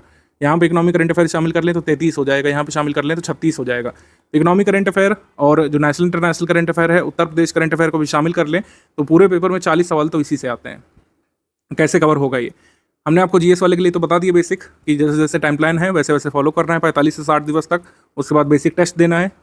जीएस के लिए तो सॉर्टेड है। अब करंट अफेयर कैसे कैसे करना है, कैसे कैसे कराया जाएगा ग्रुप में, इसको देख लेते हैं। करंट अफेयर कैसे कैसे मिलेगा? करंट अफेयर आपको डेली बेसिस पर भी मिलेगा। जो लोग हमारे 6500 वाले ग्रुप में, 9000 वाले ग्रुप में आए हैं, मतलब आप टोटल स्टडी मटेरियल वाले ग्रुप में आए हैं और फुल पेड ग्रुप में आए हैं, तो डेली करंट अफेयर मिलेगा। मंथ वाइज करंट अफेयर भी मिलेगा, उत्तर प्रदेश करंट अफेयर भी मिलेगा, ठीक है। जो लोग केवल स्टडी मटेरियल वाले ग्रुप में आए हैं, कह सकते हैं 4000 वाले में, उनको शायद जो है डेली बेसिस पर करंट अफेयर ना मिल करके डेली का मंथली कंपाइल करके मिलेगा। जो भी आपके कोर्स की डिटेल उसमें देख लीजिएगा। मतलब जो लोग फुल पेड ग्रुप में हैं उनको डेली करंट अफेयर मिलेगा, मंथली करंट अफेयर मिलेगा, डेली का मंथली कंपाइल करके मिलेगा मेन स्पेसिफिक के लिए, और उत्तर प्रदेश करंट अफेयर भी मिलेगा। मतलब टोटल करंट अफेयर यहीं से मिल जाएगा, आपको कहीं से कुछ भी पढ़ने की जरूरत नहीं पड़ेगी। ये बात सच है, कुछ लोग रिपेंड करते हैं कि आपको पेपर खुद से पढ़ना चाहिए, लेकिन यूपीपीएससी की ऐसी अभी कोई डिमांड नहीं है कि आपको खुद से न्यूज़पेपर एनालिसिस करना चाहिए। जो लोग यूपीएससी की तैयारी करते हैं वो लोग अपने न्यूज़पेपर वाला अपने हिसाब से देख सकते हैं। इसके लिए अलग से न्यूज़पेपर पढ़ने की जरूरत नहीं पड़ेगी। कुछ लोग हिंदी न्यूज़पेपर रिकमेंड करते हैं कुछ लोगों को, उसको भी अवॉइड करिए। फोकस करिए कि आपको जो डेली करंट अफेयर मिलेगा स्टडी फॉर सिविल सर्विस का, उसको आप कंप्लीट कर लें। मेरे हिसाब से शुरुआत में 50 मिनट, फिर धीरे धीरे करके आप 25-22 मिनट तक लाइएगा अपनी टाइम ड्यूरेशन को, कि इतने में आपको डेली करंट अफेयर कंप्लीट कर लेना है। डेली करंट अफेयर को याद नहीं करना है, ध्यान रखिएगा। जैसे न्यूज़पेपर को हम लोग याद नहीं रखते हैं, याद करना हमारा औचित्य नहीं होता है, जानकारी इकट्ठा करना औचित्य होता है। डेली न्यूज़पेपर को पढ़ने का उद्देश्य जो होता है, वैसा ही उद्देश्य आपको हमारा डेली करंट अफेयर पढ़ते समय रखना है, कि आपको याद नहीं करना है, आपको बस अंडरस्टैंडिंग बनानी है, आपको बस खुद को इन्फॉर्म्ड रखना है। तो डेली करंट अफेयर और मंथली करंट अफेयर में अंतर क्या होता है, इसको पहले से एक बार कवर कर लेते हैं। मंथली करंट अफेयर में 2 प्रकार के पीडीएफ हम लोग देते हैं। एक मंथली करंट अफेयर होता है जिसमें सेक्शनल करंट अफेयर और एमसीक्यू होता है, यही सबसे जरूरी वाली पीडीएफ होती है जो आपको स्किप नहीं करना है। मंथ वाइज ये वाली तो करना ही है, क्योंकि प्रीलिम्स में जो क्वेश्चन आएंगे आपके करंट अफेयर वाले, वो इस पीडीएफ से डायरेक्टली सॉल्व होते हैं। उसका स्क्रीनशॉट वगैरह भी हम लोग दिखाते हैं एग्जाम के बाद। यही वो पीडीएफ है जिसमें नेशनल इंटरनेशनल हम लोग कवर करते हैं, पहले सेक्शन वाइज और फिर इसके कुछ एमसीक्यू होते हैं। इसके अलावा टॉप 500 हम लोग क्वेश्चन देते हैं, इससे आप प्रैक्टिस कर सकते हैं। मंथली करंट अफेयर पढ़ने के बाद इससे प्रैक्टिस कर सकते हैं, ठीक है। तो ये 2 पीडीएफ देते हैं, प्रधानता यहाँ पर इसी की रहेगी। जो प्राइमरी पीडीएफ जो आपको स्टडी करनी है, जो फंडामेंटल आपको स्टडी करना ही करना है, वो ये है, ये मैंडेटरी है इसको स्टडी करना। ये टॉप 500 वाला आपके पास समय है, अगर आपको लगता है कि रिवाइज करना चाहते हैं तो इसको पढ़ सकते हैं। ये मैंडेटरी नहीं है। 500 वाला ये कॉम्प्लीमेंट्री है, मैंडेटरी नहीं है। अगर आपको रिवाइज करना है, आपको लग रहा है कि मंथली करंट अफेयर पढ़ने के बाद हमको और प्रैक्टिस करने की जरूरत है, तो आप इससे कर सकते हैं। लेकिन जो मैंडेटरी है, जो कंपलसरी है, वो ये वाली है। मंथली करंट अफेयर पढ़ना प्रीलिम्स के लिए कंपलसरी है, ये कंपलसरी पीडीएफ है। डेली करंट अफेयर और मंथली करंट अफेयर में क्या अंतर होता है, इसको एक बार अच्छे से हम लोग डिकोड कर लेते हैं, जिससे आगे परेशानी होगी नहीं। कई सारे लोगों के मन में डाउट रहता है। डेली करंट अफेयर की जो पीडीएफ है 14-16 पेजेस में डेली बेसिस पर आती है। जैसे न्यूज़पेपर आता है आपके पास, न्यूज़पेपर में कई सारे घटनाक्रम होते हैं, खेल घटनाक्रम भी होता है और बॉलीवुड से भी जुड़ा पेज रहता है, जो आपके लिए कभी भी जरूरी होता नहीं है। मतलब बॉलीवुड की एक आधी खबरें, अवार्ड वगैरह शो को छोड़ करके कुछ जरूरी नहीं होता हमारे एग्जाम के लिए। तो डेली करंट अफेयर का उद्देश्य यही है कि आपको गैर जरूरी चीज़ों से बचा करके कुछ ऐसी चीज़ दी जाए जो प्रोडक्टिव हो, ओवरऑल आपके प्रिपरेशन में हेल्प करे और डिस्ट्रैक्टिव भी ना हो। ठीक है, मतलब डिस्ट्रैक्ट भी ना करे इधर उधर की न्यूज़ से। तो ये मुख्य परीक्षा के सिलेबस पर केंद्रित करके दी जाती है। जैसे आपने अगर देखा होगा डेली करंट अफेयर का स्ट्रक्चर, उसमें बकायदा लिखा भी रहता है कि GS1 से संबंधित टॉपिक है, GS4 का टॉपिक है, GS2 का टॉपिक है, GS3 का है। इस तरीके से लिखा भी रहता है उसमें। किसी भी घटनाक्रम को, किसी भी न्यूज़ को, या फिर कह सकते हैं किसी भी मेन इवेंट को 360 डिग्री कवर करने का इसमें प्रयास किया जाता है, जिससे आपको ज़्यादा से ज़्यादा मैटर मिले। इसमें चीज़ों को पल्लवित किया जाता है, एक्सपैंड किया जाता है। ठीक है, समझाने की कोशिश की जाती है हर तरीके से। तो मैटर थोड़ा सा ज़्यादा हो सकता है। डेली बेसिस पर आता है 14-16 पेज, और इसमें मुख्य परीक्षा में उत्तर लेखन जब आपको करना होता है, इससे हेल्प मिलती है, क्योंकि डेली बेसिस पर आपके पास कुछ ना कुछ मैटर होता है लिखने के लिए। आपके पास कई सारे पॉइंट्स होते हैं, हर चीज़ का प्रो एंड कॉन्स उसमें डिस्कस किया जाता है। भविष्य के सरोकार करके एक वो हेडिंग होती है, जिसमें बताया जाता है आगे क्या हो सकता है और स्टूडेंट को क्या क्या ध्यान रखना चाहिए। इसको आपको लर्न नहीं करना होता है। सबसे ज़रूरी बात यह है कि डेली बेसिस पर इतना करंट अफेयर आएगा, आप कभी भी याद नहीं कर पाएंगे। एक दिन का पूरा नहीं रट पाएंगे, वो तो महीने भर चलता रहेगा। संडे को नहीं आता है डेली करंट अफेयर में, संडे ऑफ रहता है। संडे को जरूरी इवेंट होता है, तो उसको मंडे को हम लोग कवर करते हैं। संडे को करंट अफेयर नहीं आता है, ध्यान रखिएगा। तो संडे को हॉलीडे रहता है आपका। मुख्य परीक्षा में इसमें फ़ायदा मिलता है, प्रीलिम्स परीक्षा में भी इसकी महत्ता है, लेकिन कम है। ठीक है, तो ये daily current affair mains focus ज़्यादा होता है, इसमें मेंस में ज़्यादा हेल्प मिलती है आपको, प्रीलिम्स में कम हेल्प मिलती है, और इसको लर्न नहीं करना होता है। ये मुख्य बिंदु हो गए।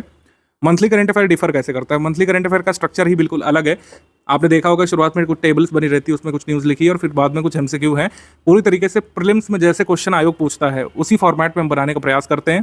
इसमें कोशिश की जाती है कि कम से कम शब्दों में पूरे मंथ का हम लोग कवर कर लें। आपने देखा होगा नंबर ऑफ पेजेस कम से कम रखने का प्रयास किया जाता है, फॉन्ट भी छोटे रखे जाते हैं, क्योंकि कहीं ना कहीं आगे जाकर के आपको मल्टीपल टाइम्स इसका रिवीजन करना पड़ेगा। करंट अफेयर में प्रत्यक्ष तौर पर फायदा मिलता है। देखिए हमने लिख दिया, डायरेक्टली आपको फायदा मिलता है।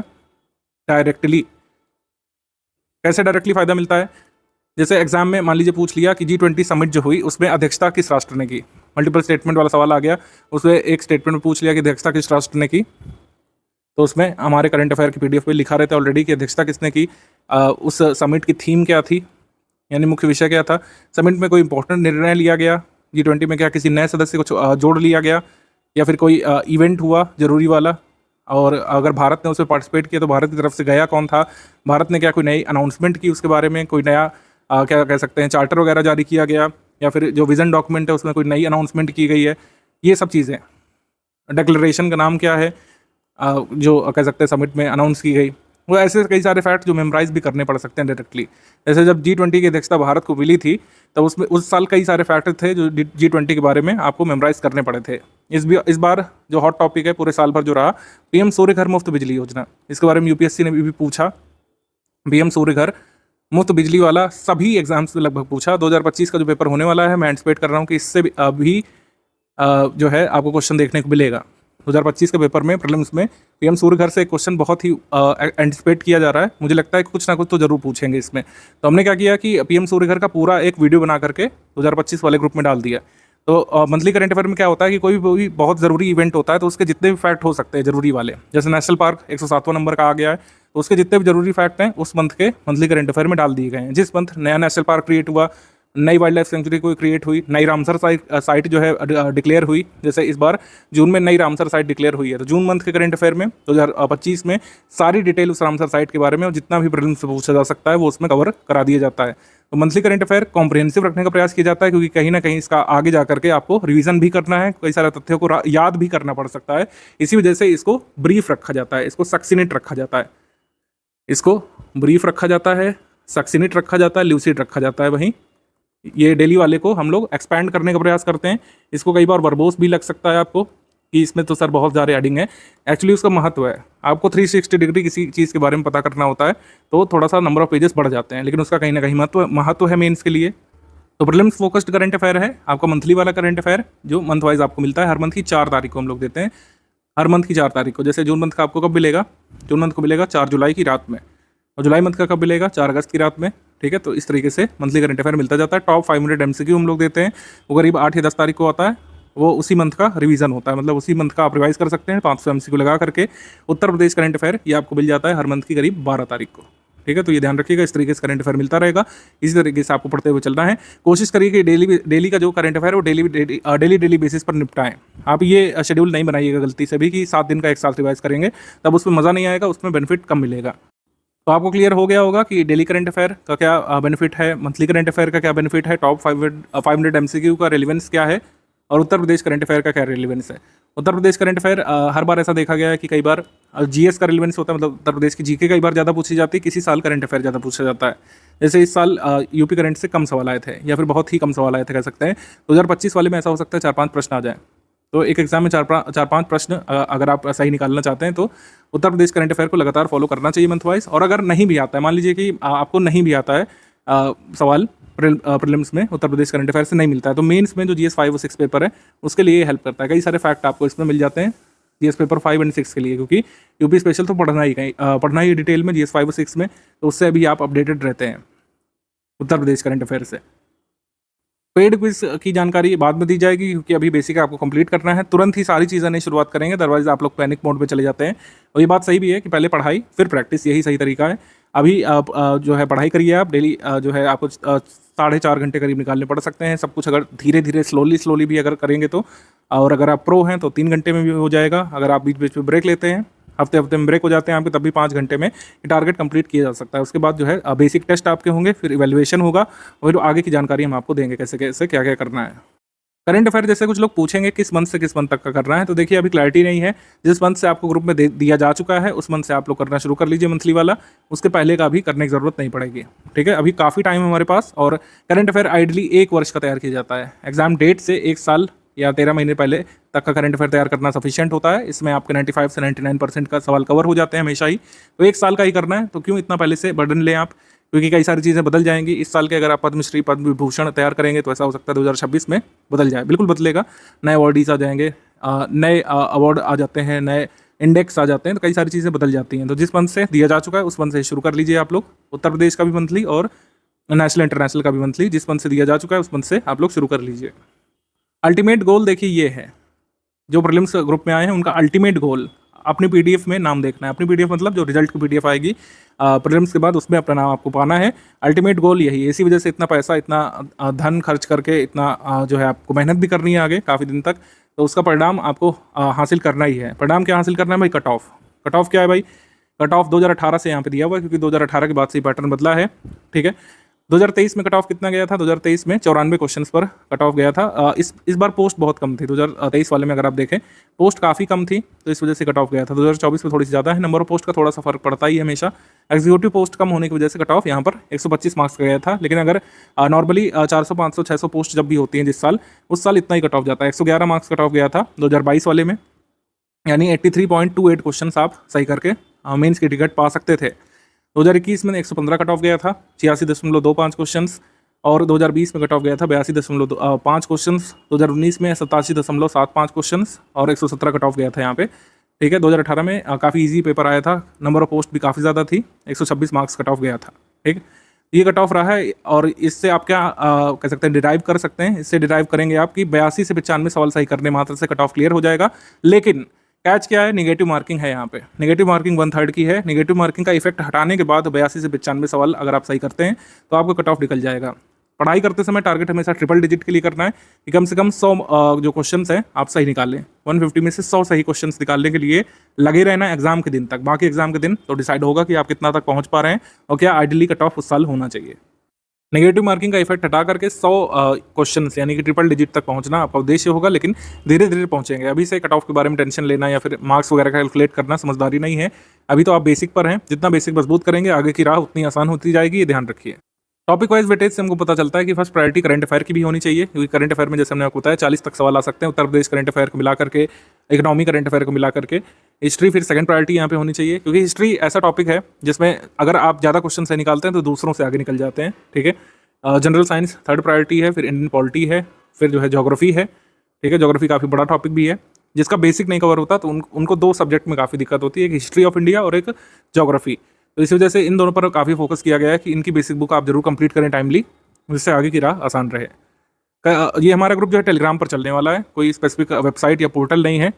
टेलीग्राम पर ही ऑपरेट करने का निर्णय स्टडी फॉर सिविल सर्विस ने हमेशा से लिया था, क्योंकि सबसे स्टेबल ऐप है अभी तक का। ठीक है, व्हाट्सएप इतना स्टेबल नहीं जितना टेलीग्राम है, कोई भी मैसेजिंग ऐप उतना स्टेबल नहीं जितना कि टेलीग्राम है, उतने फीचर्स भी प्रोवाइड नहीं कराता है free of cost. Telegram free of cost version में भी काफ़ी सारे फीचर्स अवेलेबल हैं और उसका लाभ लीजिए आप लोग, जैसे लाइव सेशन का और जो PDF साइज़ का 2 GB तक का आप डेटा डाउनलोड कर सकते हैं एक फाइल में। तो काफ़ी स्टेबल ऐप है, इसमें ज़्यादा क्रैशेस इसमें नहीं होते हैं, लेकिन अब यूज़र बढ़ते जा रहे हैं तो कई बार ऐप में दिक्कतें आती हैं। उस दिक्कतों का सामना कैसे करना है और परेशान नहीं होना है, इसके बारे में भी लिख दिया है। कई बार आपका ग्रुप लोड नहीं होता है तो आप लोग जो है हमारी टीम को फ़ोन करने लगते हैं। इसको करने के बजाय ये कुछ स्टेप्स आप पहले कर लिया करिए, ट्रबल शूट कर लिया करिए। पहले इंटरनेट कनेक्शन अपना चेक करिए, एरोप्लेन मोड में डाल करके फिर जो है डेटा ऑन करिए। कई बार इससे सही हो जाता है, कई बार डिवाइस को रिस्टार्ट करने से सही हो जाता है, कई बार जो कैश मेमोरी है उसको हटाना पड़ता है, कई बार स्टोरेज बहुत ज़्यादा भर जाता है आपका टेलीग्राम में तो स्लो चलने लगता है या फिर लोड होने में देर लगाता है। तो क्या करना है, टेलीग्राम सेटिंग पे जाना है, डेटा एंड स्टोरेज सेटिंग पे जाना है। ठीक है, स्टोरेज डेटा पर जाना है, उसमें कैश मेमोरी पूरी क्लीन कर लेना है। ऐसे होगा क्या कि जो भी आप स्टोर किए होंगे अपने मोबाइल में वो हट जाएगा, आपको दोबारा डाउनलोड करने का ऑप्शन आएगा, लेकिन दोबारा डाउनलोड करने के बाद कोई दिक्कत नहीं होती है। कई बार टेलीग्राम को अनइंस्टॉल भी करना पड़ सकता है, क्योंकि कई बार बग आ जाता है उसमें। बग कैसे हटेगा, जब आप पूरा उसको हटा देंगे ऐप को और फिर उसको इंस्टॉल करेंगे। कई सारे लोग पूछते हैं कि सर क्या अनइंस्टॉल करने से पूरा हमारा डेटा चला जाएगा? ऐसा नहीं होता है। आप अनइंस्टॉल करके फिर से इंस्टॉल करिए, जिस नंबर से आपने रजिस्टर किया है हमारे टेलीग्राम ग्रुप में, उसी से फिर लॉगिन कर लीजिए, सारा डेटा वापस आ जाता है। कोशिश करें कि टेलीग्राम को प्ले स्टोर से या फिर अपने एप्पल के ऐप स्टोर से, आईपैड के ऐप स्टोर से लेटेस्ट वर्जन में अपडेट रखें, जिससे आगे कोई दिक्कत ना हो। CSAT के लिए अभी स्टडी मटेरियल हमने नहीं दिया है। CSAT का कंप्लीट स्टडी मटेरियल और टॉपिक वाइज जो प्रीवियस ईयर पेपर है वो अभी हम बाद में देंगे। GS के लिए भी प्रीवियस ईयर पेपर हम कुछ दिन बाद आपको साझा करेंगे, सब कुछ कंपाइल करके। अभी जो है आपको बेसिक पर फोकस करना है। बेसिक पर फोकस करने के बाद आपको बेसिक टेस्ट देने हैं। बेसिक टेस्ट के बाद exam oriented test, prelims oriented test भी होंगे आगे, उसका डिटेल आपको मिलेगा बाद में। प्रीवियस ईयर क्वेश्चन का जो कंपाइलेशन है वो स्टडी फॉर सिविल सर्विस आपको ग्रुप में देगा और वो कब से पढ़ना है हम बता देंगे, उस हिसाब से आप लोग चालू करिएगा। और जो मार्केट में जो PYQ कंपाइलेशन मिल रही है उनसे कतई दूर रहिएगा, रहना है आपको। खासकर अपने एग्जाम की इनिशियल प्रिपरेशन में कतई उससे दूर रहिएगा। अगर आप ग्रेजुएट हुए हैं और आपको कोई ये फलाने किताबें सजेस्ट कर रहा है कि PYQ कंपाइलेशन आप ले आइए मोटे मोटे, उससे पढ़ डालिए। गलती करेंगे आप लोग निश्चित तौर पर, कभी भी आपके बेसिक मजबूत होंगे नहीं और मेंस में खासी दिक्कत आने वाली है। ये मोटे मोटे PYQ कंपाइलेशन 2016 में या फिर 2014 या उससे पहले रेलिवेंट होते थे, जब मेंस का पेपर भी ऑब्जेक्टिव होता था। अब इसका महत्व नहीं रह गया है। PYQ किस तरीके से पढ़ना चाहिए और कौन कौन से मिथक या मिथ एसोसिएटेड है PYQ से, उसको क्लियर कर लेते हैं यहाँ पे शॉर्ट में। मैं यहाँ पर किसी को डिफेम करने के लिए या फिर किसी की स्ट्रैटेजी को कह सकते हैं नीचा दिखाने के लिए नहीं आया हूँ, या फिर हमें ये नहीं कहना है कि हमारी स्ट्रैटेजी सर्वश्रेष्ठ है, लेकिन लॉजिक के साथ यहाँ पर समझते हैं कि PYQ कंपाइलेशन क्यों नहीं पढ़ना चाहिए। PYQ हमें सिलेबस को समझने में हेल्प करता है, ये सही बात है। PYQ हमेशा ही देखना चाहिए, जैसे हमने आपको कुछ PYQ दिखाए थे कि कैसे NCERT हेल्प करती है सॉल्व करने में हमारे पेपर को। PYQ के माध्यम से मैं आपको समझा पाया। PYQ कई बार हेल्प करते हैं सिलेबस को समझने में, क्योंकि सिलेबस जो है UPPSC का आधे पेज में लिख करके आयोग देता है, उससे कई बार चीज़ें नहीं अंडरस्टैंड कर पाते हैं आप लोग। ये बात सच है कि PYQ से हमें काफ़ी कुछ अंदाजा पड़ जाता है कि क्या पूछा जाएगा, कौन कौन से टॉपिक्स जरूरी हैं। जैसे पॉवर्टी वाला टॉपिक जरूरी है, हमको PYQ से अंदाज़ा लग जाता है। PYQ से हमें ये पता चलता है कि किस विषय में किस हद तक प्रश्न बन सकते हैं, किस विषय से कितने प्रश्न बन रहे हैं, किस हद तक कितनी डेप्थ तक प्रश्न बन रहे हैं, कि अगर आयोग जो है हिमालय से पूछेगा तो क्या क्या तक पूछ सकता है, हिमालय के कितने अंदर आयोग पूछ सकता है। ठीक है, डेक्कन प्लेट्यू जो है उसमें कितने तथ्य पूछ सकता है, या फिर हिस्ट्री ऑफ इंडिया है, मुगल प्रशासन से क्या क्या किस हद तक पूछ सकता है, कितनी गहराई तक सवाल बन सकते हैं, ये हमको भान हो जाता है। और PYQ से बढ़िया कोई समझा नहीं सकता है। सबसे जो मिथ है एसोसिएटेड कि 10 साल के PYQ कंप्लीट कर लो, सिलेबस कंप्लीट, इससे बड़ा मिथ कोई नहीं है। इससे तो बिल्कुल दूर रहना है आपको, अदरवाइज आपकी प्रिपरेशन बहुत लंबी चलने वाली है। बिना कोई जो है कह सकते हैं परिणाम लाए बहुत लंबे समय तक प्रिपरेशन कर सकते हैं आप, अगर आप इस मिथ को फॉलो करेंगे कि PYQ कंप्लीट कर लो पिछले 10-20 साल के। PYQ से ये सब लाभ मिलते हैं, लेकिन PYQ से आप कंप्लीट नहीं कर पाएंगे सिलेबस। PYQ के सोल्यूशन और एक्सप्लेनेशन वाली जो बुक्स आती हैं उसको कंप्लीट करने से सिलेबस कंप्लीट होता है, ऐसा नहीं होता है कभी, और कभी हुआ नहीं है। PYQ से मिलते जुलते सवाल आ जाते हैं, ये लाई ऑफ द सेंचुरी है। PYQ से इंस्पायर्ड सवाल होते हैं लेकिन बहुत कम होते हैं, और PYQ से आजकल जो सवाल बन भी रहे हैं वो काफ़ी टफ लेवल के बन रहे हैं। मतलब 5-6 PYQ को मिला करके सवाल बन रहा है, जिससे कुछ लाभ ज़्यादा नहीं होता है। PYQ बहुत सारे रिपीट होते हैं, ऐसा नहीं है।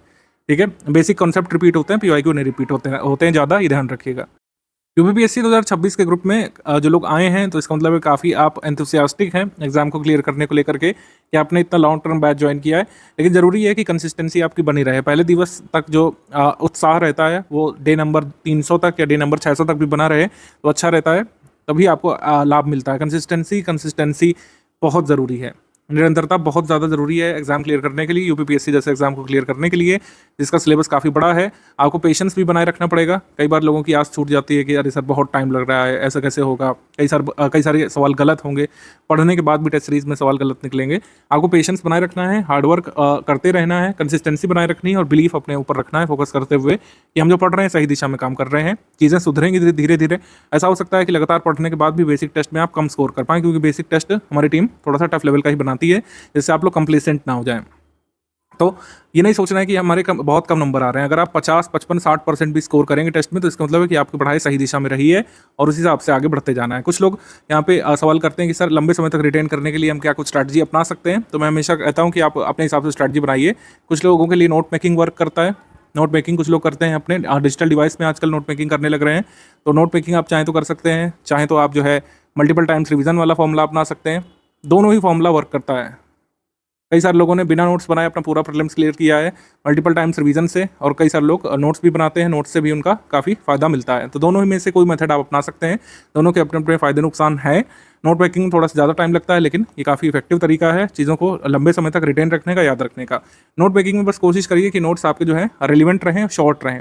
नोट्स अगर शॉर्ट नहीं कर पा रहे हैं आप, यानी कि हमारा जो मंथली करंट अफेयर का पीडीएफ है, अगर आप उसका नोट 30 पेज में बना रहे हैं तो कोई फायदा नहीं। उससे अच्छा तो आप मल्टीपल टाइम्स रिवाइज ही कर लें। शॉर्ट नोट्स रखने की कोशिश करिए कि अगर आप 6 पेज में हमारे मंथली करंट अफेयर को नोट कर पा रहे हैं तो उसको नोट किया करिए। आप शॉर्ट रखिए, रिलेवेंट रखिए और ऐसा रखिए कि आप उसको रिवाइज भी कर पाएँ। तो नोट्स जो है शॉर्ट और रिलेवेंट होने चाहिए, तभी आपको मैक्सिमम बेनिफिट मिलेगा। जैसे हिस्ट्री एक बहुत इन्फॉर्मेशन डेंस टॉपिक होता है, इसमें आपको सक्सीनेट नोट्स बनाने का प्रयास करना चाहिए। आप जरूरी नहीं कि यही चार्ट फॉलो करें जो मैं आपको दिखा रहा हूँ, आप अपने हिसाब से कोई भी मेथड अपना सकते हैं। कुछ लोग डायग्राम बनाते हैं, कुछ लोग जो है ग्राफ बनाते हैं, कुछ लोग कॉज इफेक्ट डायग्राम बनाते हैं, कुछ लोग सनरे डायग्राम इस्तेमाल करते हैं। किसी भी तरीके का आपको मेथड हो, आपके लिए वर्क करना चाहिए। जैसे हिस्ट्री में कोशिश करिए कि इस तरीके के डायग्राम बनाया करिए जिसमें ये क्लियर रहे कि पहले कौन सा इवेंट हुआ, बाद में कौन सा इवेंट हुआ। इसमें याद करने में आसानी रहती है। जो इन्फॉर्मेशन जो रिटेन रखनी है एग्जाम के लिए, उसको आप ब्लॉक में लिख सकते हैं या अलग से हाईलाइट करके रख सकते हैं। डेट्स वगैरह जरूर लिखिए हिस्ट्री में बीच बीच में, जिससे क्लियर रहे कि क्या क्रोनोलॉजी चल रही है। जैसे आंग्ल मैसूर युद्ध का ये नोट्स बनाया गया है, एनसीईआरटी और बेसिक बुक से बनाया गया है। मतलब एनसीईआरटी बेसिक बुक और स्टैंडर्ड बुक से मैंने बनाया है और मेजर सोर्सेज की हेल्प ली है। जरूरी नहीं कि सारी इन्फॉर्मेशन आपके नोट्स में आ जाए, जितना आपका कह सकते हैं सोर्स मटेरियल है। जैसे एनसीईआरटी से जो भी आप समझें, एनसीईआरटी का आप चैप्टर पढ़िए, हड़प्पन सिविलाइजेशन जो संबंधित है, आपके बुक में जो जो दिया हुआ है उसमें से आप नोट करिए। भले ही आपको लगे कि कुछ चीज़ें रह रही हैं, वो आगे कवर होंगी, पूरे मटेरियल में टेस्ट सीरीज से कवर होगी। कई सारे तथ्य आपको आगे मिलने वाले हैं, कोई टेंशन वाली बात नहीं है।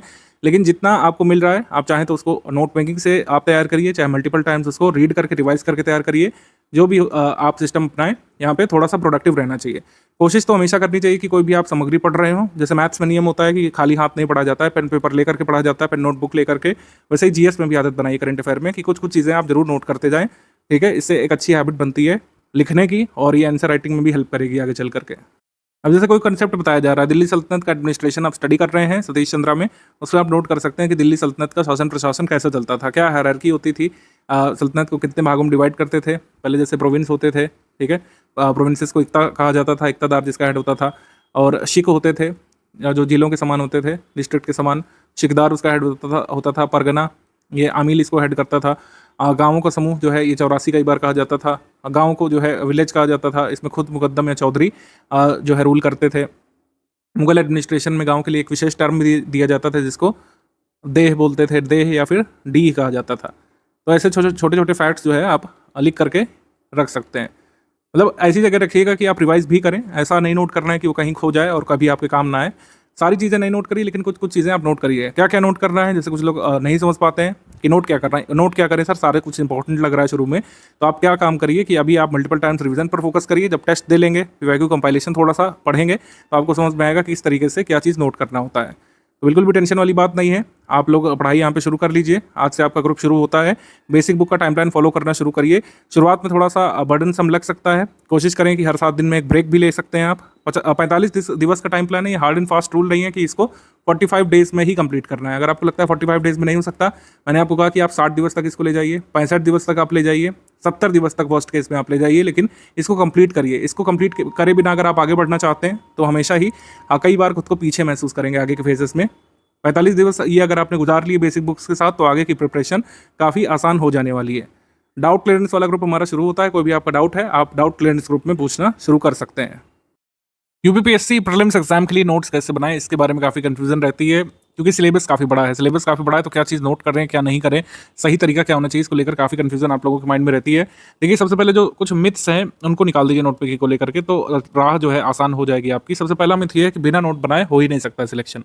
कुछ लोग ऐसा मानते हैं कि बिना नोट्स बनाए चयन हो ही नहीं सकता। नोट बनाना बहुत ज़रूरी है, ये बात सच है। नोट बनाने से आपकी स्टडी मजबूत होती है, लेकिन ऐसा कोई अनिवार्यता नहीं है कि आप नोट्स नहीं बनाएंगे तो आप सिलेक्ट हो ही नहीं सकते प्रीलिम्स में, मेंस में। ऐसा कभी नहीं हुआ है। आंसर राइटिंग तो अनिवार्य शर्त है, उसके बिना नहीं हो सकता है सिलेक्शन। लेकिन नोट्स बनाए बिना भी कई सारे लोग सिलेक्ट हुए हैं। नोट्स बनाए बिना जो लोग पढ़ाई करते हैं वो मल्टीपल टाइम्स रिवीजन रीडिंग करते हैं, और ये मेथड भी उनके लिए कारगर होता है। आपके लिए जो मेथड वर्क करता है उसके हिसाब से आप करिए। नोट्स वैसे तो बनाना चाहिए। मेरा रिकमेंडेशन भी होता है कि आप कोई भी जीएस का सब्जेक्ट पढ़ें, करंट अफेयर पढ़ें, कोई भी वीडियो सुन रहे हो, आपके हाथ में एक ब्लैंक नोटबुक और एक पेन या पेंसिल होनी ही चाहिए। जैसे मैथ्स में हम लोगों के जो टीचर हैं स्कूल में, कॉलेज में, वो कहा करते थे कि मैथ्स बिना नोटबुक और पेंसिल के नहीं सॉल्व किया जाता है। ये बात सच है। जीएस के लिए भी आपको जीएस पढ़ते समय, करंट अफेयर पढ़ते समय एक हाथ में कुछ लिखने का स्टेशनरी रखना चाहिए, जैसे पेन पेंसिल हो गया, और एक खाली कागज़ या नोटबुक। नोटबुक सही रहता है, खाली कागज़ में कागज़ पता नहीं कहाँ चला जाता है, फिर बाद में वो कभी नहीं मिलता है। तो एक नोटबुक रखिए, उसको नोटबुक नाम दे दीजिए। उसमें आप किसी भी सब्जेक्ट के नोट्स बनाइए यहाँ पे, मतलब उसको सब्जेक्ट वाइज डिवीजन मत करिए। एक मोटी कॉपी ले लीजिए और उसी में जो है नोट पिकिंग करिए। जो भी आप टॉपिक पढ़ रहे हैं उसका इस तरीके के नोट बनाइए। नोट पिकिंग में जैसे कुछ लोग कहते हैं सुंदर नोट्स बनाने चाहिए, ऐसा कोई अनिवार्यता नहीं है कि नोट सुंदर दिखें आपके। जैसे कुछ लोग बोलते हैं मुझसे कि सर आप तो अच्छा अच्छा नोट दिखा रहे हो अपने जो है कह सकते हैं वीडियो में, हम लोग ऐसा क्यों नहीं बनाए। हम लोग ऐसा क्यों नहीं बनाए, इसका उत्तर ये है कि मुझे ये नोट करने में टाइम लगा है, जबकि नोट पिकिंग का पर्पस ये है आपका टाइम बचाना। अगर आप प्रीएम्बल का नोट्स जो है बना रहे हैं, ऐसे सुंदर सुंदर बना रहे हैं, तो आपको बहुत ज़्यादा टाइम लग जाएगा। इतने में तो पूरा फंडामेंटल राइट्स का चैप्टर भी पढ़ा जा सकता है। वो कहने का आशय यह है कि नोट्स बहुत कम समय में बनाना चाहिए। आप मुझे वीडियो में शो करना है आपको, अगर मैं गंदा संदा नोट दिखाऊंगा तो आपको समझ में नहीं आएगा, इस वजह से मैंने इसको ऐसे लिखा है। आप जो है छोटी सी जगह का यूज़ करके ज़्यादा से ज़्यादा तथ्य नोट करिए, भले ही वो गंदी राइटिंग में हो, आपको समझ आ जाना चाहिए बस। वो नोट आपके लिए है, आपके रिवीजन के लिए है, वो चेकिंग होने नहीं जाना है। वो आपकी आंसर राइटिंग की कॉपी नहीं जो चेक होने जाएगी। तो आप ये बिल्कुल दिमाग से निकाल दीजिए कि नोट्स बहुत सुंदर होने चाहिए, जैसे टॉपर लोग बनाते हैं वैसा होना चाहिए, या फिर जैसे मैंने दिखाया वैसा होना चाहिए। आप दूसरों के हिसाब से नोट बनाए ही नहीं। नोट पिकिंग का आपका खुद का तरीका जो है एक्सप्लोर करिए। पढ़ाई करते हुए जब लिखना चालू करेंगे तो आप खुद ही नोट्स बनाना सीखेंगे। सबसे जो सत्य बात है वो यही है, नोट्स बनाना वही लोग सीखते हैं जो नोट करते हैं। कोई भी मेथड किसी का कॉपी करने की जरूरत नहीं है, ना मेरा मेथड कॉपी करने की जरूरत है, ना XYZ किसी भी टॉपर का मेथड आपको कॉपी करने की जरूरत नहीं है। जो बेसिक गाइडलाइन है नोट मेकिंग की वो बस समझ लीजिए। यहाँ पर सामान्य निर्देश ये है कि नोट्स हमेशा शॉर्ट और क्रिस्प होने चाहिए। शॉर्ट, क्रिस्प और इन्फॉर्मेशन डेंस होने चाहिए नोट्स, रेलिवेंट नोट्स आपके होने चाहिए। अब रेलिवेंसी जो है आप पढ़ते हुए आगे सीखेंगे। कुछ लोगों को ये भी लगता है कि पहले दिन से नोट बनाने लगना चाहिए, ऐसा नहीं है। आप पहले पढ़िए, अगर आप पेड ग्रुप को ज्वाइन करे हुए हैं, आप अभी आए हैं, आप पहले पढ़िए, एक दो बुक खत्म करिए, तब आपको अंदाजा पड़ेगा नोट्स कैसे बनेंगे। और शुरुआत से ही अच्छे नोट्स बनने लगेंगे ये भी उम्मीद मत करिएगा।